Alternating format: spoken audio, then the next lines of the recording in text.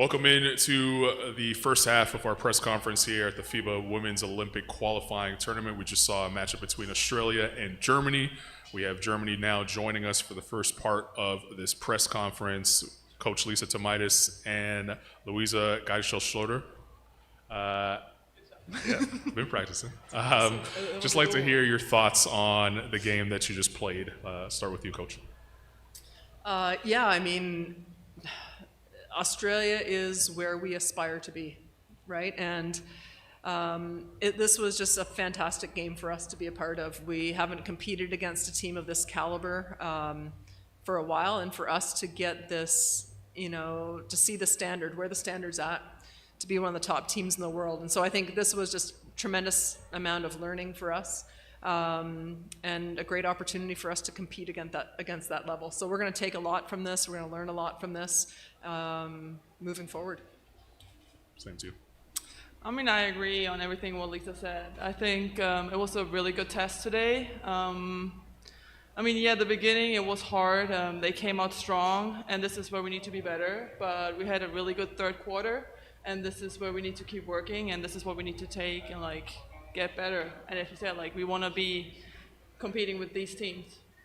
Louisa, the first two games that you've played now, from the outsider like me looking in, it looks like it's pretty physical out there. What is it like actually playing in a game as physical as it's been?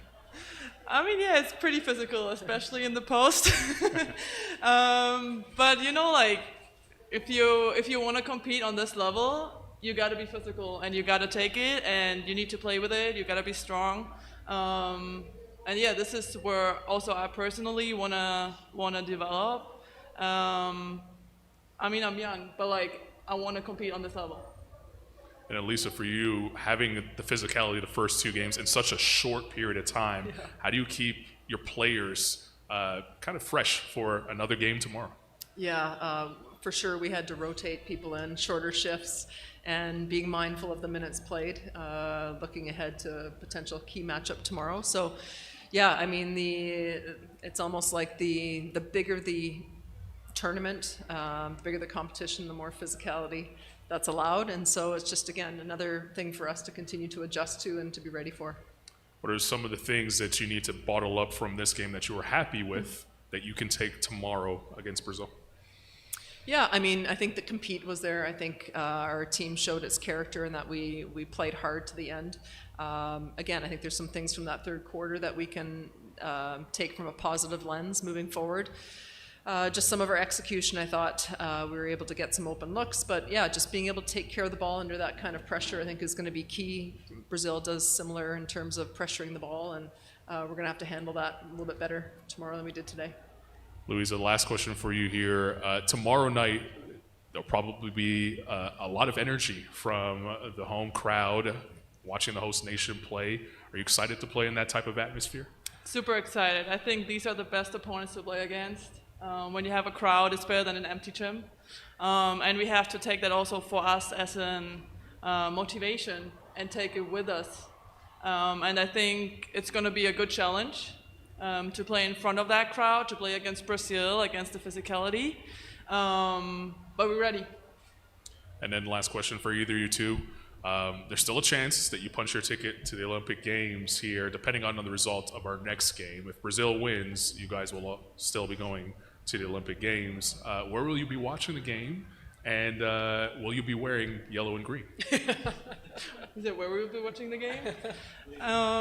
We have a physio lounge, And we're all going to meet there. We already planned that, and we're going to cheer for Brazil. Awesome. Absolutely, yeah. Well, we look forward to seeing you tomorrow in the final game, regardless of the result, and appreciate you guys joining us. Thank you. It's the conclusion of the first half of our press conference. We will have Team Australia in just a little bit.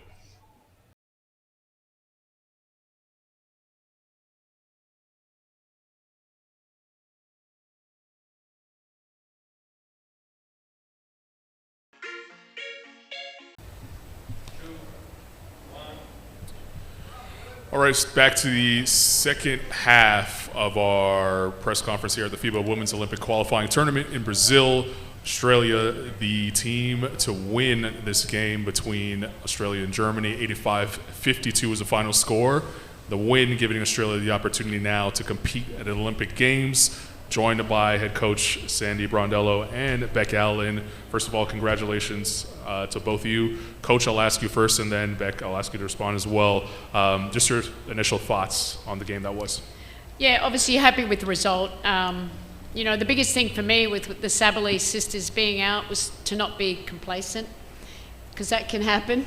And we had to worry about what we needed to do. And I thought, our first half was, we were locked in. It wasn't perfect, but we were locked in because we knew, this is a qualifying for Paris if we win tonight. So happy to get that behind us and not have to go to game 3 and have to win that game. But yeah, I'm happy. I'm not going to critique the game because we got to win, and we played in the right way and competed, and now we just need to put our eyes to Paris.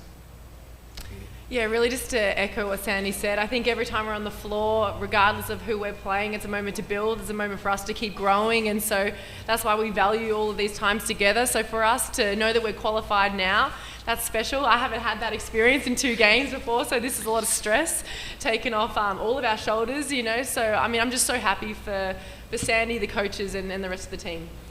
Sandy, you've done this before. This is nothing new to you, but when you actually qualify and that weight is lifted off your shoulders, who are the first people you think about? I think about the players, and I think about the players that come before us. The Opals, we have a great legacy.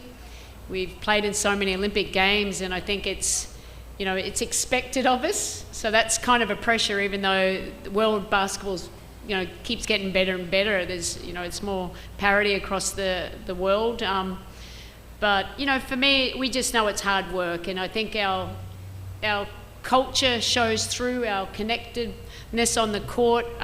We have a great commitment from all these players, and, for me as coach, it's just to make sure you put them in great positions, but they make my job easy because they're not just great players, they're great people.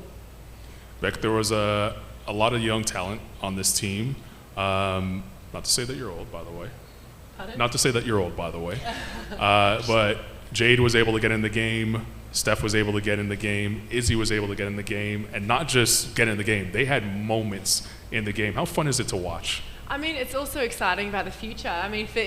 For this to be her first game to get minutes, and her first 2 touches were both scores, that's incredible. And what a debut, first time on the court for her. So, her in particular, it's impressive.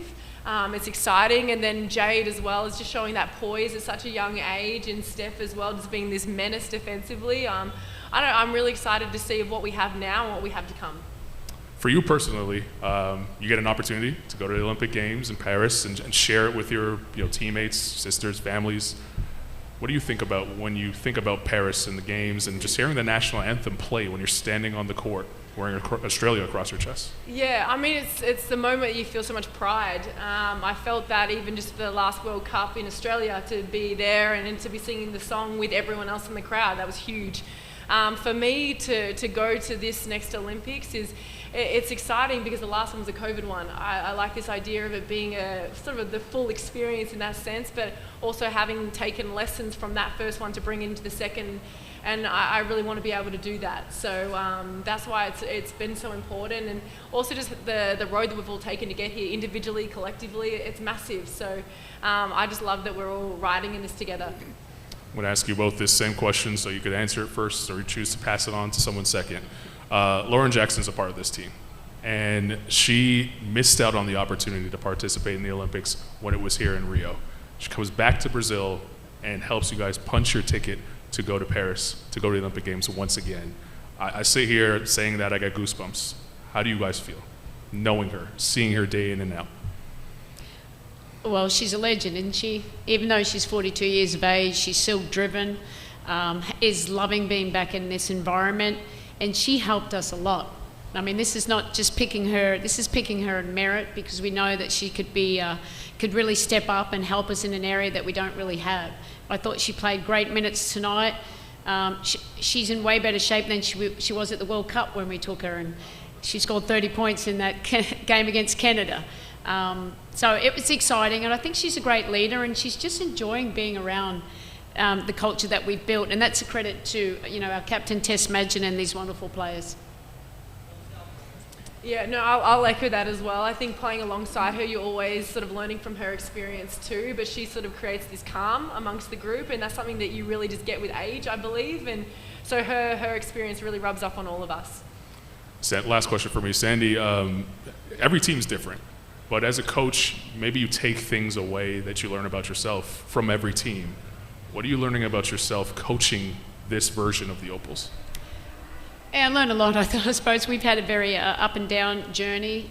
Tokyo was not the kind of experience that we wanted, and we don't need to go back there, but you learn the lessons along the way. I'm my harshest critic. There's always things you can do better. As long as I'm learning and helping the players, I think that puts us in good shape.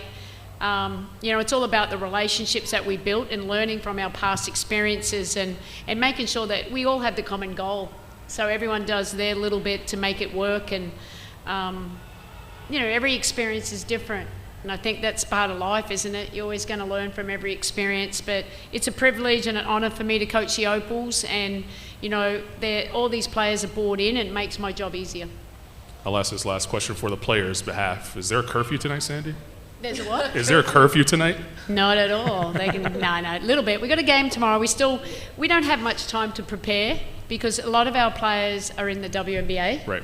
So this is it until a week before Paris. Obviously, we'll do a lot with the players back in Australia, but we need to make the most of every opportunity we get to play together.